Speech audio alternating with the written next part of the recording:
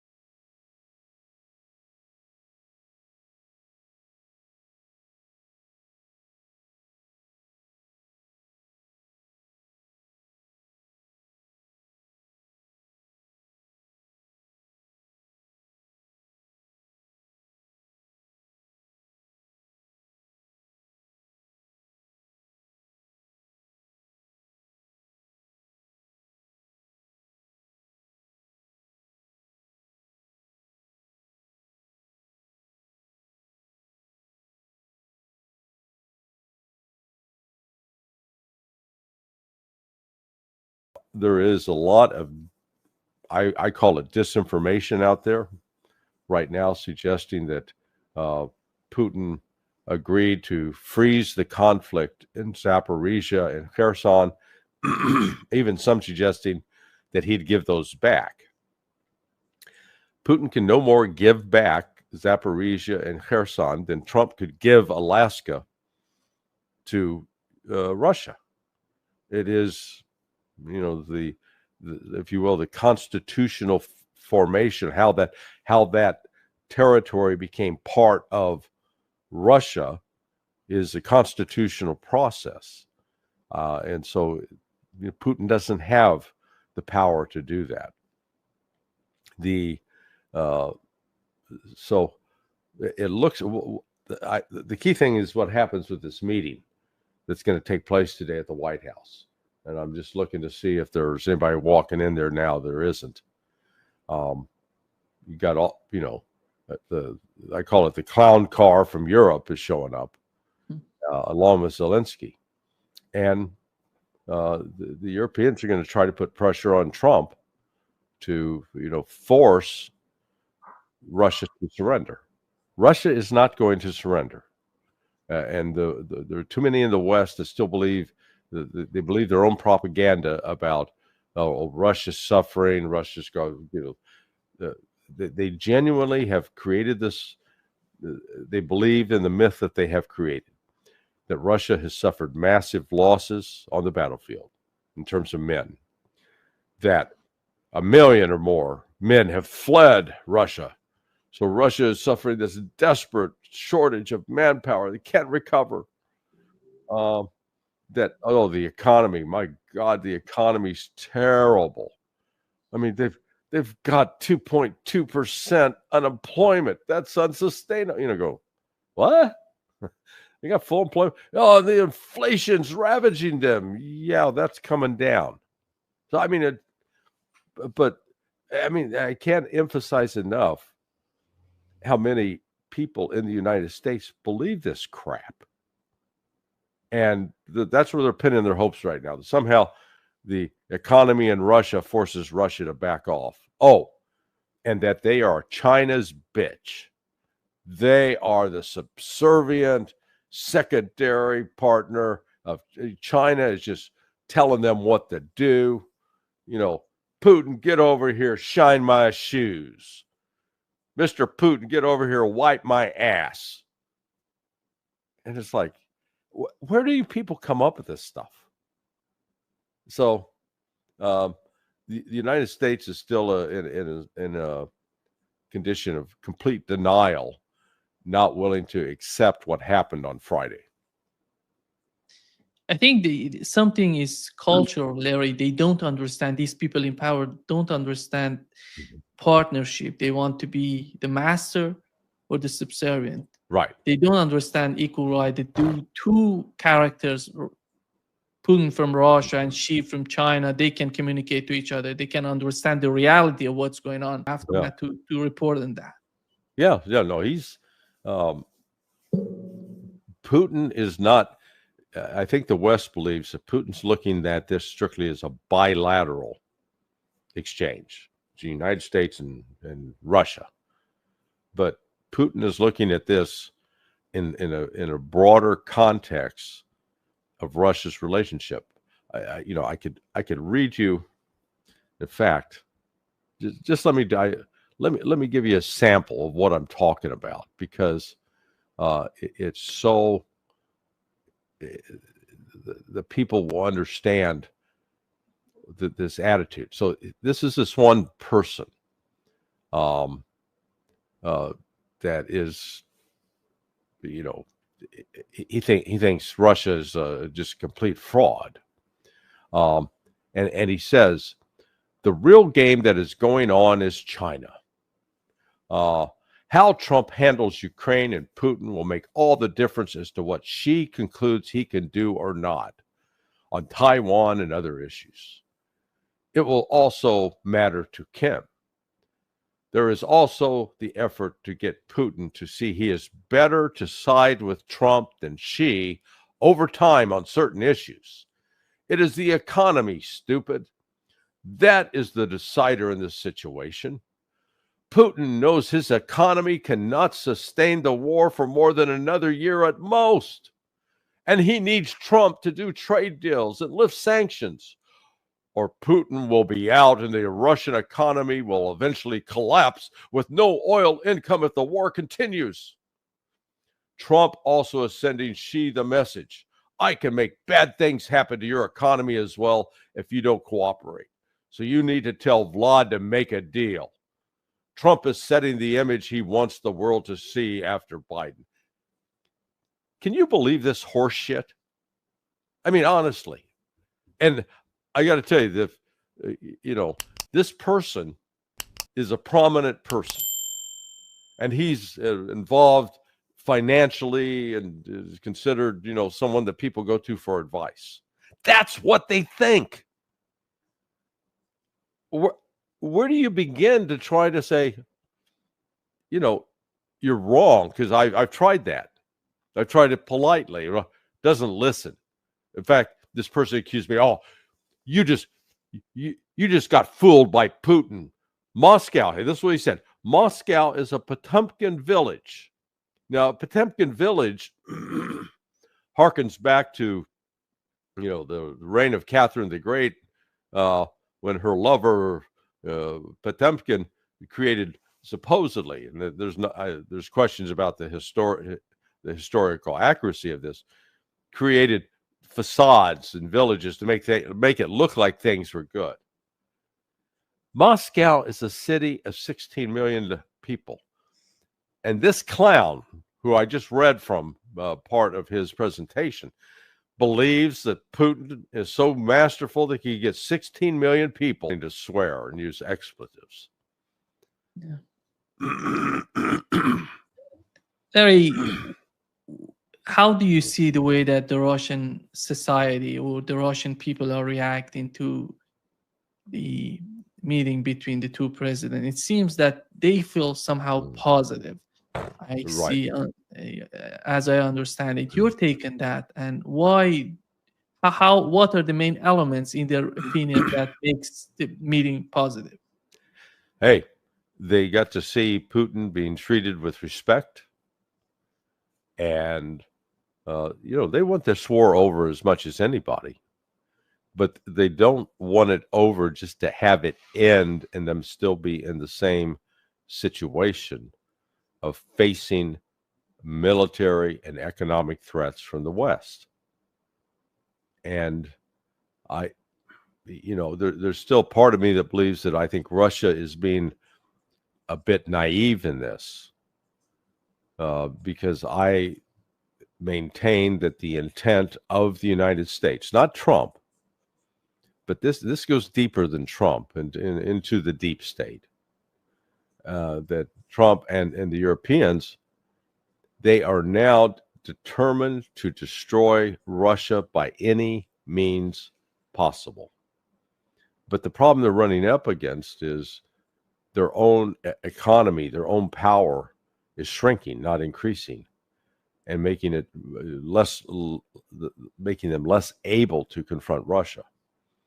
So, Putin did all the right things, came home, reconvened the same group that he met with on last Thursday, before going to Alaska, and briefed him up on Saturday. Okay, here's what we accomplished. Here's what was said. And then, as you correctly noted, he's been on the phone with Modi. He's been on the phone with Xi, because Putin understands he's got to have the continued support of these other critical countries, because he is in a confrontation with the West, and because the West does want to destroy Russia. They're not gonna quit until they are militarily defeated, unfortunately. I don't see a peaceful negotiated end to this. I hope to be proven wrong, and people say, Johnson, you don't know what the hell you're talking about. But these leopards don't change their spots. Yeah, he talked not only with China and India, he talked with Belarus, Kazakhstan, Uzbekistan, South Africa, Tajikistan. Somehow, just imagine that this sort of attitude for the United States. It never happens. Right. Similar. Because you have to respect the other people, the other countries, in order to get the feedback that you usually expect from them, Well, plus you either treat them like they're, your manservant,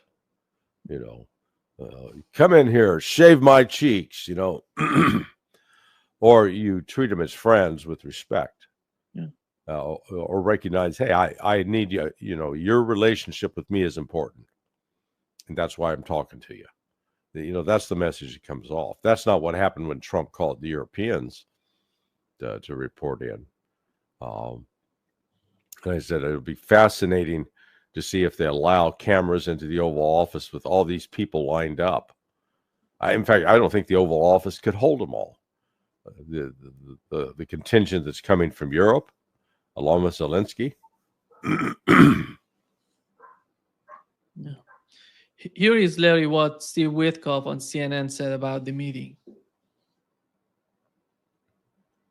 Trump called this an extremely productive meeting and said many points were agreed to. You were in the room. Can you give us two specific points that were agreed to? We agreed, Jake. First of all, thank you for having me, and good morning. We agreed to robust security guarantees that I would describe as game-changing. We didn't think that we were anywhere close to agreeing to Article 5 protection from the United States, in legislative enshrinement within the Russian Federation, not to go after any other territory when the peace deal is codified, legislative enshrinement in the Russian Federation, not to go after any other European countries and violate their sovereignty. So we agreed to there was plenty more. Oh, here's what.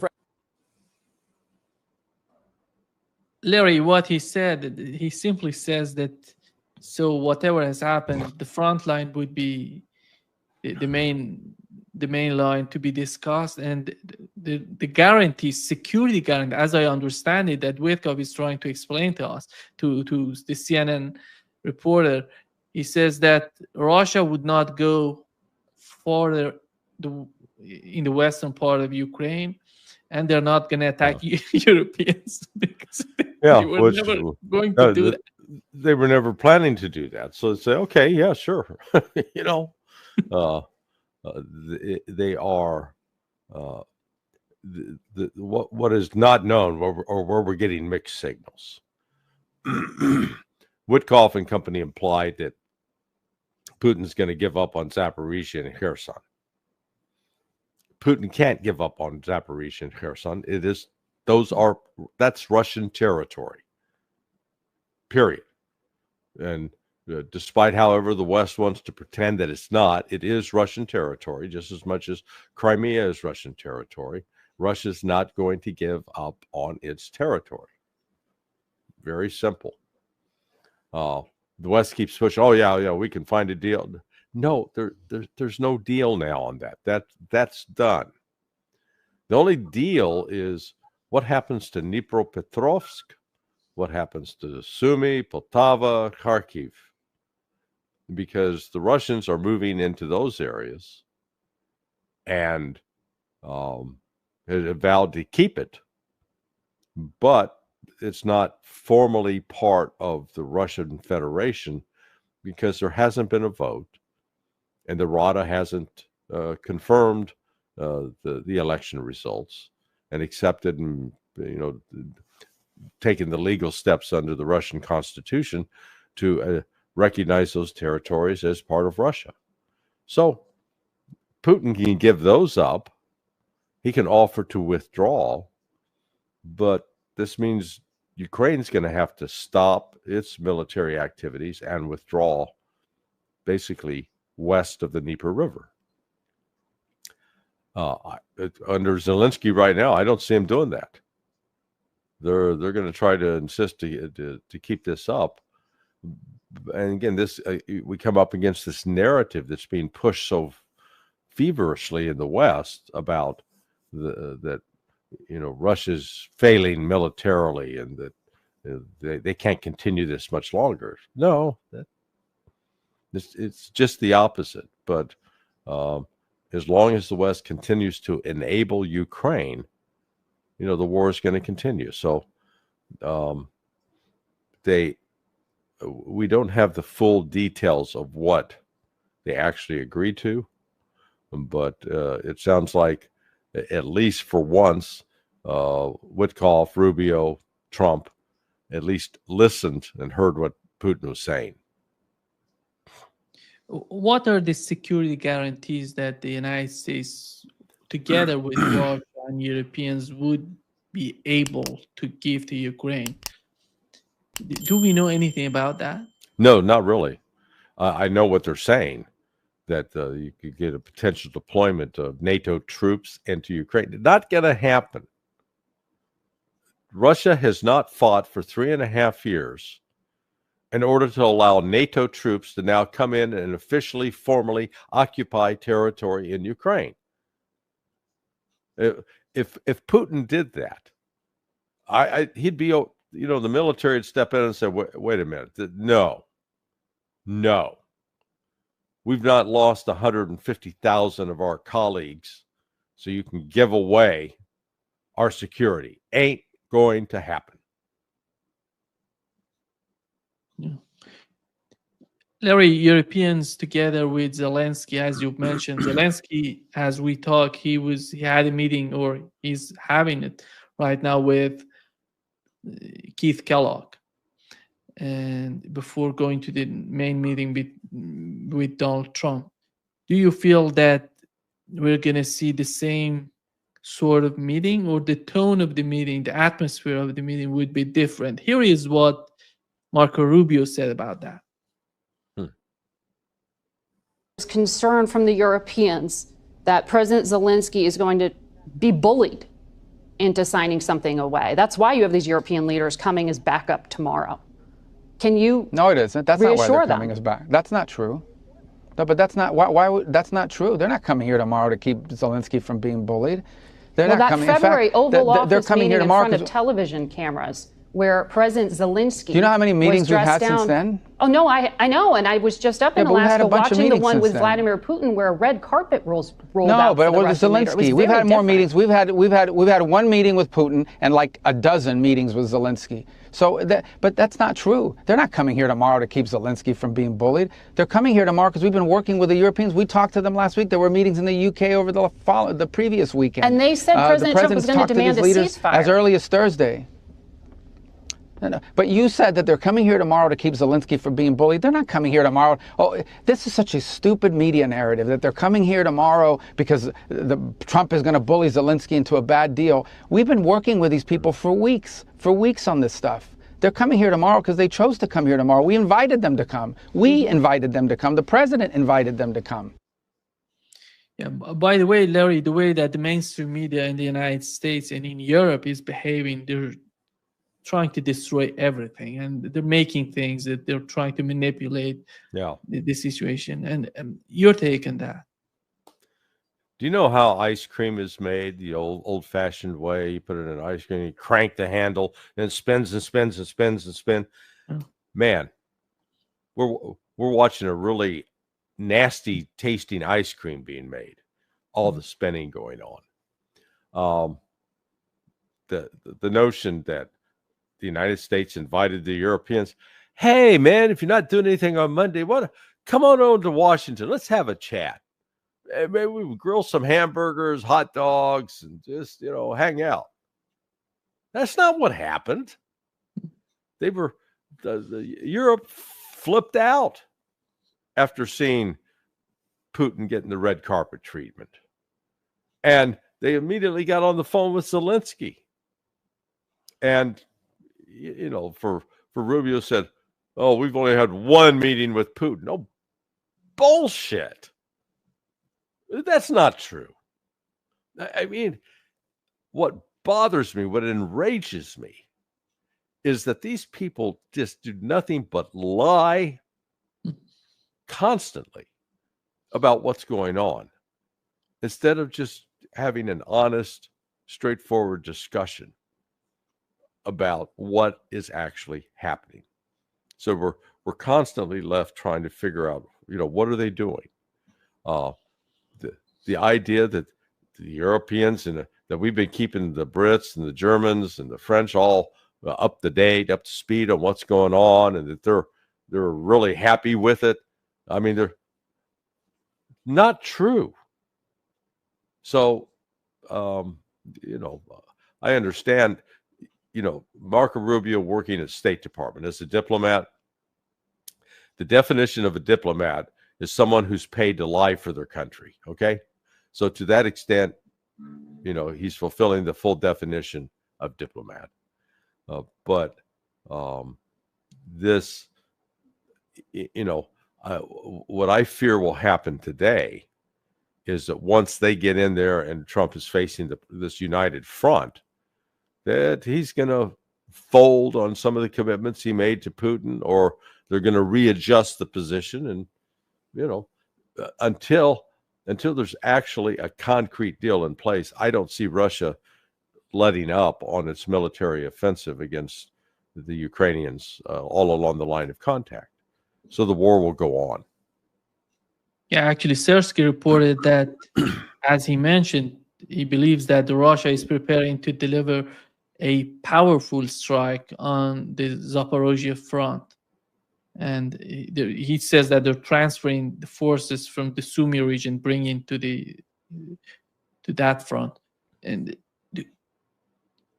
it doesn't seem that Donald Trump has any other option, Larry. You talking about Europeans putting pressure on Donald Trump together with Zelensky, but what option is on the table for Donald Trump? If he goes after sanctions, I think he knows that before escalating in that front, he knows that he's going to be defeated. Because Russia is so much, they're talking with their partners. They know what they're doing. Right. Yeah, Russia clearly has a strategy. I don't think Trump does.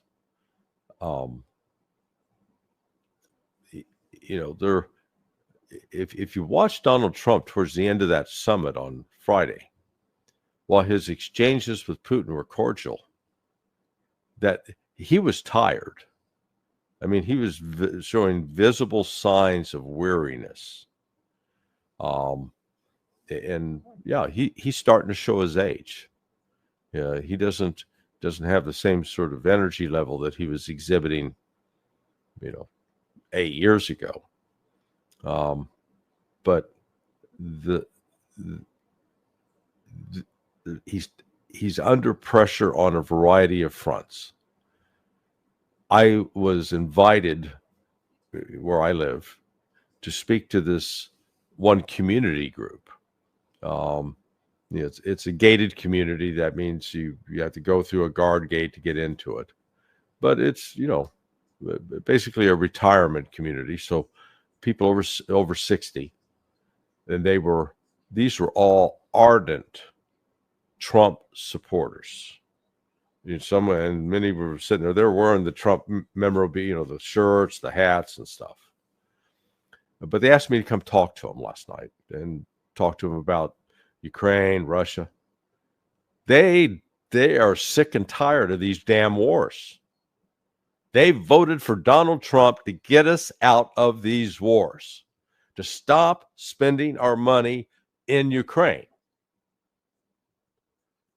Trump's got a problem, because these people aren't going, oh yeah, we trust the president, and if he wants to, no, they want the United States out. They want it stopped. And yeah, I'm taking a sample. There were probably 30 people there, but like I said, these were ardent Trump supporters. They meet once a month in their neighborhood. They're all neighbors, if you will, a large number of them. And so that, I found that an important insight, that Trump really does face some problems. Right now, the polls show his approval rating is down to 38%. That's not good. He's not in a strong political position as he thinks. And whereas compared to Putin's in a very strong political position. He's got broad-based support of the Russian people. And that thing I read to you earlier from that one knucklehead doing his analysis, that so many in the West, in official Washington, believe that this relationship between China and Russia is just superficial, that's not real. It's not genuine. It's certainly not something that, or it's something that we can easily destroy and tear apart. No, it's not. This is this relationship, and I think if you ask Xi and Putin both, they'd probably tell you that they're surprised that it's as deep and as close as it is, because they never envisioned that, because China is still a communist country, or espouses a version of communism. Russia is a deeply Christian capitalistic nation, and yet those two countries respect each other and treat each other with respect. They don't get that from the United States. All they get from the United States are threats, insults, tariffs, sanctions.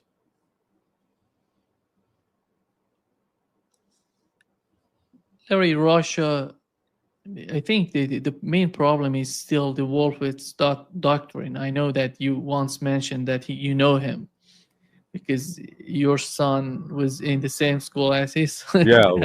Yeah. And because in that doctrine, he says that the United States should not have any sort of competitor in terms of the regional power or superpower. Those days are gone. Yeah. We are not talking about regional powers. We're talking superpowers. We're talking about Russia that is fighting the United States and the whole West for more than 3 years. Yeah. Well, this ultimately, Nima, this is really about economics and what's happening on the global scene, both financially and in terms of trade. The United States faces some incredibly difficult, almost unresolvable financial challenges.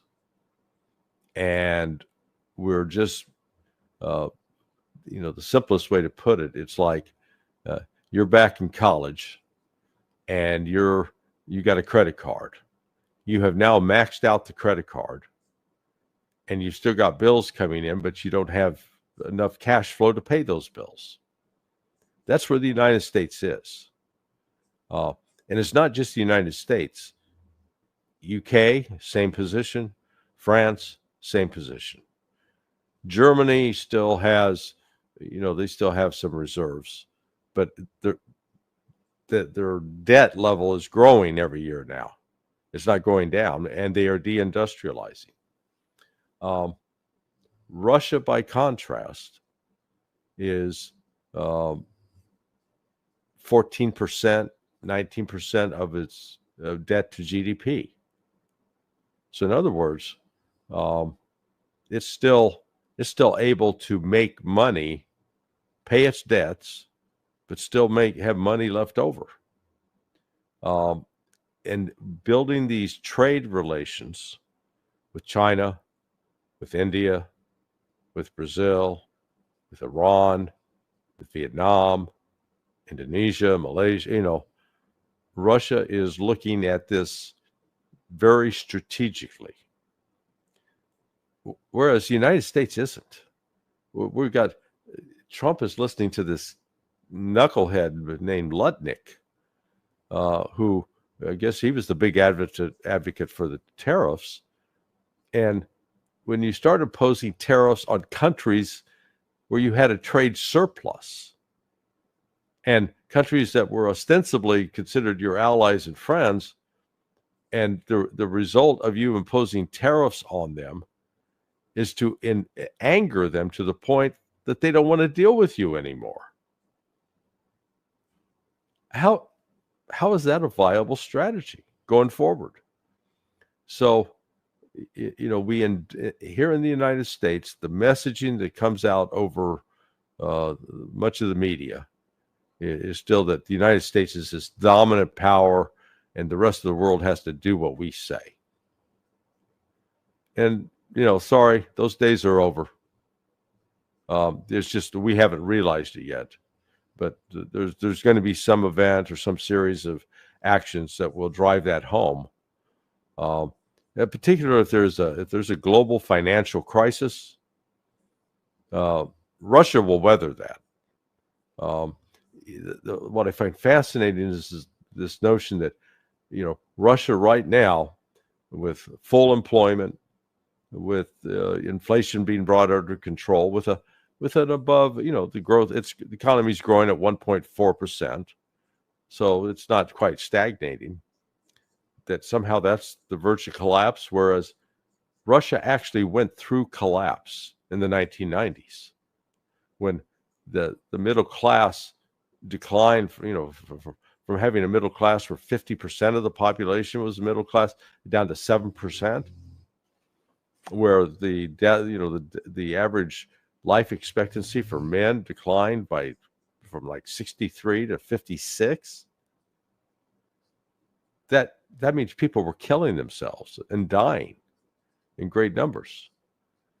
So Russia's been through economic collapse and suffering in a way the United States has not since the Great Depression in the 1930s. So Russia understands what it takes to weather that kind of threat. The United States doesn't. We've been living on borrowed money. I mean, we're basically convincing all these other countries to lend us money so we can continue spending, going on our drunken weekend party. And at some point, that party comes to an end.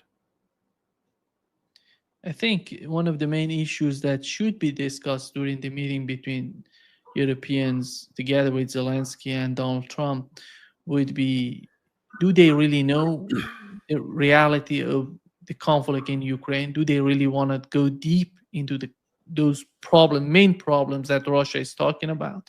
Because I don't see any of these European countries being able or being taught. We've never seen them talking about it. Yeah. Even Rutte was somehow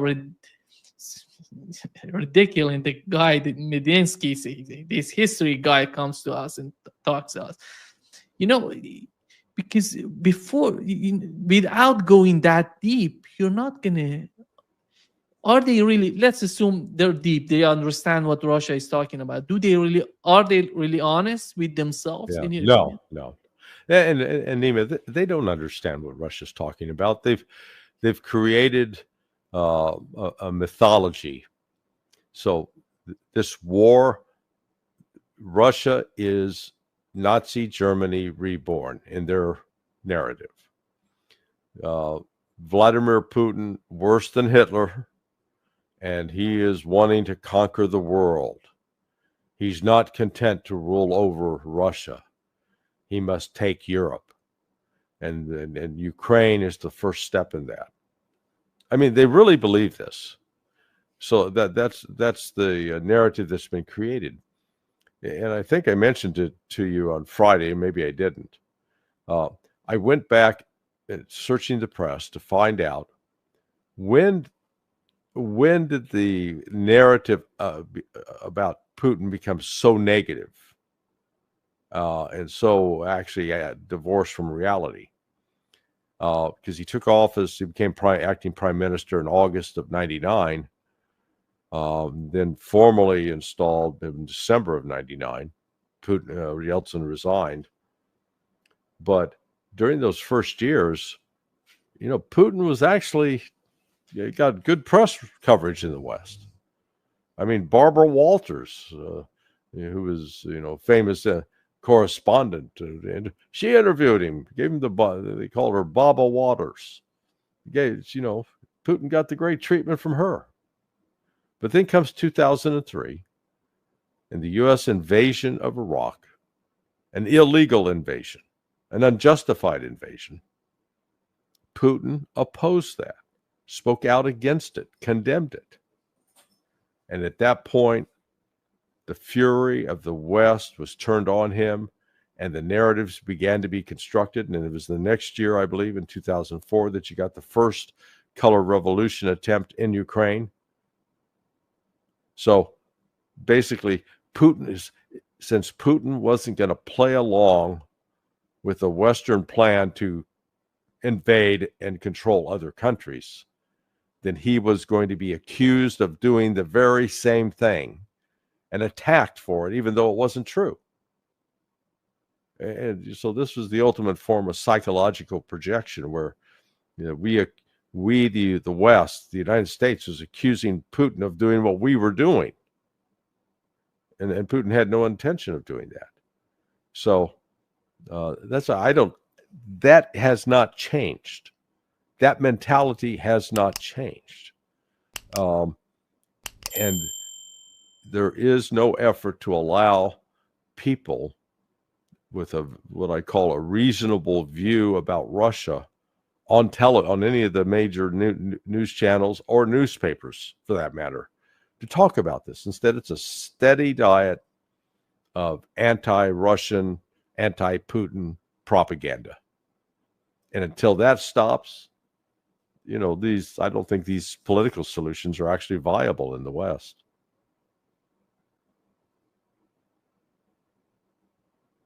The Australian Prime Minister was asked if he would send their troops to Ukraine. And here is what he said, Larry. Of Ukraine to be respected. And would you send in troops? Well, not to fight. That has never been a suggestion. With the blue helmets, the peacekeepers? If there is a peace and if there is a global response to that in the form of peacekeeping, then we would consider any proposal at the time. That would be a matter for the cabinet. I don't see Russia accepting in the aftermath of any sort of peace to let Australian troops. This war is about preventing the movement of NATO, the consolidation of NATO on Russia's borders. And now they want Russia to agree to let NATO come in and set up a permanent presence in Ukraine. Not going to happen. It's not going to happen. The reason, NATO has made inroads in the Baltics, Estonia, Lithuania, and Latvia. It's desperately trying to do the same in Georgia, Armenia, and Azerbaijan. Why doesn't Russia get as exercised about those 6 countries as it does about Ukraine? Because those countries, in terms of population, they're nothing. In fact, you take the Estonia, Latvia, Lithuania, Georgia, and Armenia combined, their total populations of those countries are about the size of Moscow. Okay, so they're irrelevant on that front. Ukraine is a different matter. With it started at 42, 43 million people. Now it's down dramatically because of the war, but nonetheless, it is a big nation, and it's got the historical ties with the foundation of Russia going back over 1,000 years. So Russia can't ignore that, and the West knows this. That's why they're going so heavily in the direction of trying to. Actually, they promoted Ukraine militarily in hopes that it would destroy Russia. The NATO planners never imagined they'd be in a situation where they're facing their own destruction because their backing of the Ukrainian war effort has blown up in their face. Larry, what's your expectation on the behavior of Donald Trump? You've mentioned that the Europeans, in my opinion, Europeans are doing everything to put pressure and to change his mind. Do you think they're going to be able? They may. I can't rule that out. Trump desperately wants to be liked. That's the kind of person he is. And when they get in that meeting, he wants all those people to like him, and so he's going to have to make some compromises or do some things to please them. Otherwise, what he should say, come in and say, "Hey, nice to see you all, but this is going to stop. We're not going to continue this. This war is coming to an end." And Mr. Zelensky, it is incumbent upon you to sit down and negotiate with the Russians. We're not going to do it for you, but we are not going to continue to pay you. And in fact, Trump's got a lot of leverage. He could say, "Hey,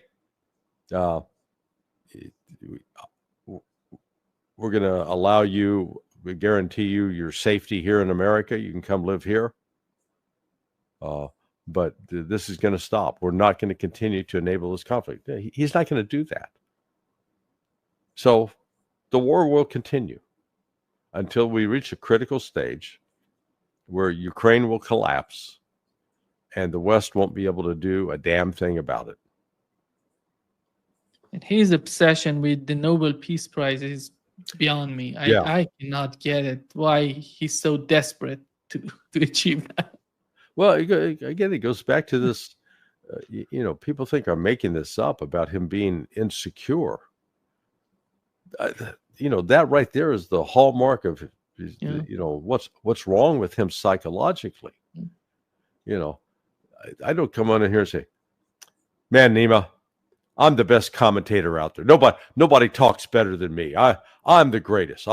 You're fortunate to have me here today because I am so good. If I was copping that kind of attitude, people would be turning, they'd be picking up a book to read or something. It's like, God, we can't stand that Johnson character. But that's how Trump comes off. That his insecurity is so great that he's got to be told that he's wonderful and got to have people pump him up and then, and he's going to lobby for it. Let me get that Nobel Peace Prize. Yeah, it probably sticks in his craw that Barack Obama got one for nothing. I mean, that's the first tell that why would you want a prize where they pass it out to people who haven't done anything? That's not an honor. That's an insult. Yeah. Larry, I have a video, George Soros talking with Fareed Zakaria of CNN. And here is what he said. It's an old video, but it's so much important when it comes to the conflict in Ukraine. Sure. Pleasure to have you on. Same here. First, on Ukraine, one of the things that many people recognized about you was that you, during the revolutions of 1989, funded a lot of dissident activity, civil society groups in Eastern Europe, in Poland, the Czech Republic. Are you doing similar things in Ukraine? Well, I set up a foundation in Ukraine before Ukraine became independent of Russia. And the foundation has been functioning ever since.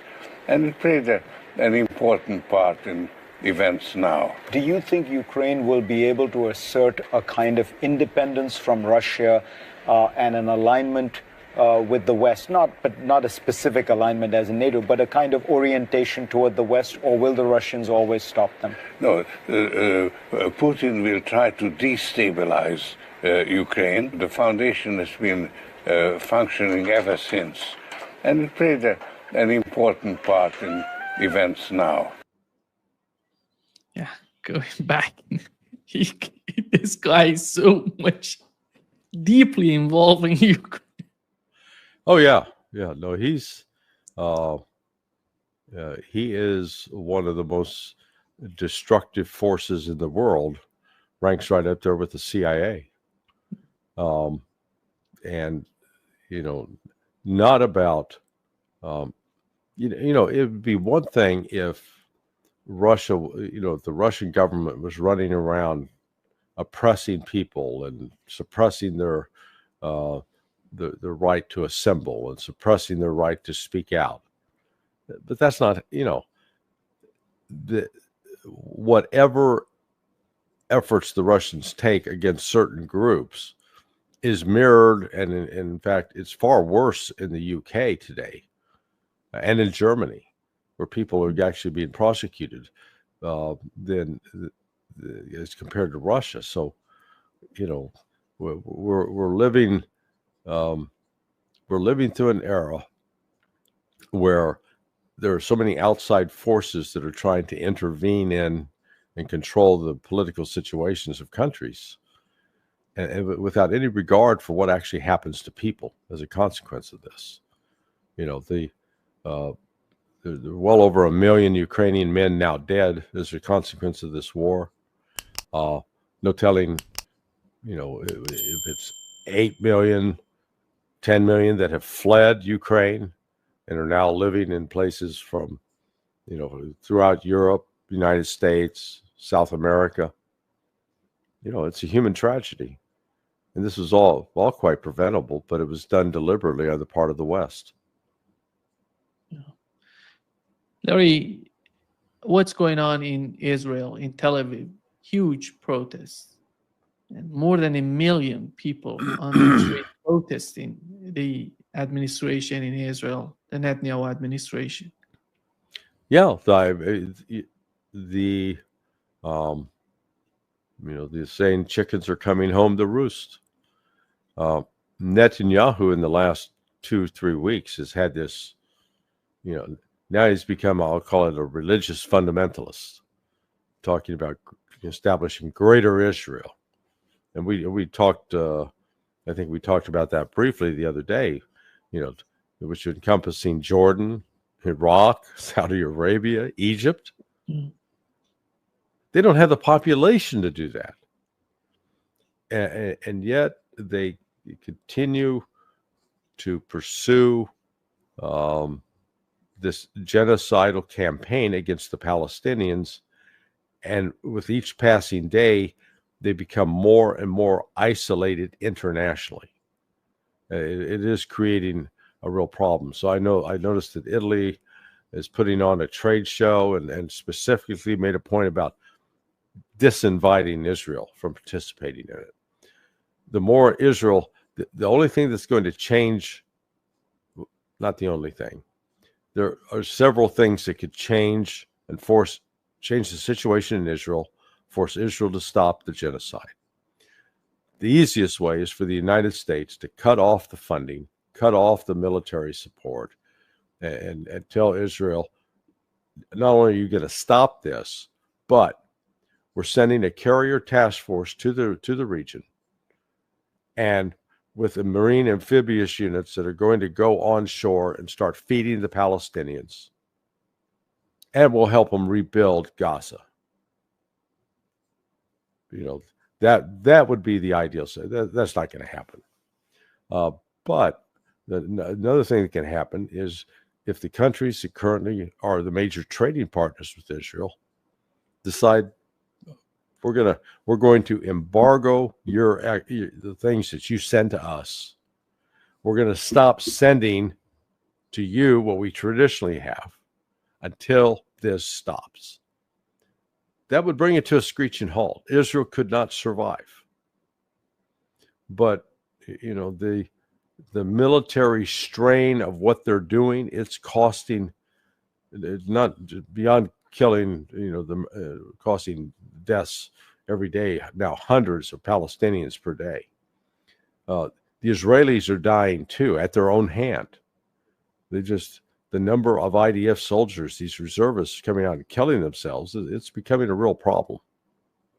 And so these protests are just sort of, I think, a natural result of the growing frustration with Netanyahu, the decisions that are being made with respect to the war in Gaza and to annex the West Bank and to go into Syria. A lot of this isn't being done with the best interests of Israel at heart. This is being done to keep Bibi Netanyahu out of jail, essentially. Have the attack on Iran and what has happened in Syria benefited Netanyahu so far? Not really. I mean, he's still in power, but as you correctly noted, the protests are growing; they're not diminishing. You're not seeing people come out and say, "Oh no, he's doing such a fantastic job. We got to, back him to the hilt." It's just the opposite. The main reason that I'm asking this question because Netanyahu believes that he wants to continue the conflict in Gaza. He wants to capture all of Gaza. I don't know how these people are going to support him if he decides to go in that direction, because they were doing this for more than, I don't know, it's been we are approaching 2 years of the conflict in Gaza. Yeah, no, we're now at 23 months. Yeah. And next month will be 24, so 2 years. Yeah.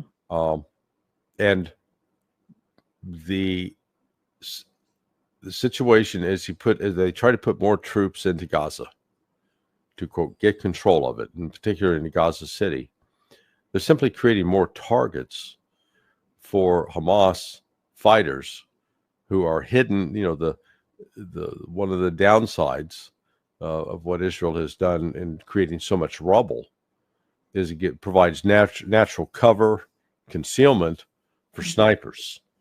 And they are, you know, I've seen several videos where they're, you know, Israeli soldiers like looking out of the tank, and all of a sudden, man, they get shot in the head. So, or tanks are hit with RPGs, or they're ambushed in different ways. So that's going to continue. I'm not sure that Hamas, you know, Hamas is not going to militarily defeat Israel, but they're going to cause enough pain that Israel may at some point realize they can't sustain this either. There is no path to victory. But, you know, again, we're with this intractable this crazy religious belief that they're entitled, and it's a racist belief, that Jewish supremacy, the Zionist notion, that they could do anything because God loves them more than everybody else. And, you know, as long as they continue to believe in that, they're not going to have, they won't even have the attitude, the capacity to negotiate with and accept and acknowledge Palestinians, the Muslims and the Christians are people, human beings, also loved by God. Larry, do you think that the Arab states, Saudi Arabia, UAE, Iraq, and Egypt, do they really take Israel seriously when they're talking about the greater Israel? And I don't think so. I mean, look, if these countries had any self-respect at all, and any commitment to what they, you know, to their Muslim faith, they would come together. They would unite and intervene to stop Israel. You know, if nothing else, come with a united voice to the United States and to Europe and say, you got to stop supporting them. You know, organize a genuine boycott, shut them down economically. You don't have to invade militarily. Shut them down economically. And those countries would have, I think, enough potential influence with the West, but they refuse to do it. So they watch it goes on. They don't care. They're making their money. Some of them even have a profitable relationship with Israel.